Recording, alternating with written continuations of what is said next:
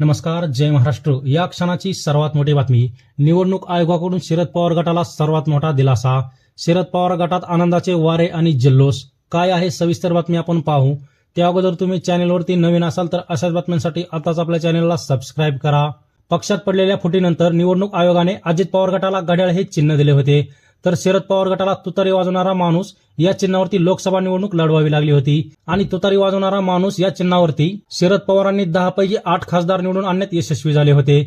मात्र यंदाच्या लोकसभा निवडणुकीत एका अपक्षाला निवडणूक आयोगाकडून पिपाणी हे चिन्ह देण्यात आलं होतं आणि पिपाणी हे चिन्ह तुतारीसारखं दिसत असल्यामुळे शरद पवार गटाला लोकसभा निवडणुकीमध्ये मोठा फटका बसला असावा अशी भावना राष्ट्रवादी काँग्रेस शरद पवार गटाने व्यक्त केली होती. त्यामुळे शरद पवार गटाकडून पिपाणी हे चिन्ह रद्द करण्यात यावे अशी मागणी निवडणूक आयोगाकडे करण्यात आली होती आणि यावर निर्णय देताना निवडणूक आयोगाने शरद पवार गटाचे तुतारी चिन्ह हे कायम ठेवले आहे, तर पिपाणी हे चिन्ह गोठवलं आहे. त्यामुळे आगामी काळात होणाऱ्या विधानसभा निवडणुकीमध्ये मतदार राजांमध्ये कोणत्याही प्रकारचं कन्फ्युजन होणार नाही. त्यामुळे शरद पवार गटाला याचा चांगला फायदा होईल असं चित्र दिसत आहे. तर तुम्हाला काय वाटतं, निवडणूक आयोगाने घेतलेला निर्णय शरद पवार गटासाठी फायद्याचा ठरेल की नाही ते तुमचं मत कमेंट बॉक्समध्ये मांडा आणि अशाच राजकीय बातम्यांसाठी आताच आपल्या रय्या महाराष्ट्र या युट्यूब चॅनलला सबस्क्राईब करा.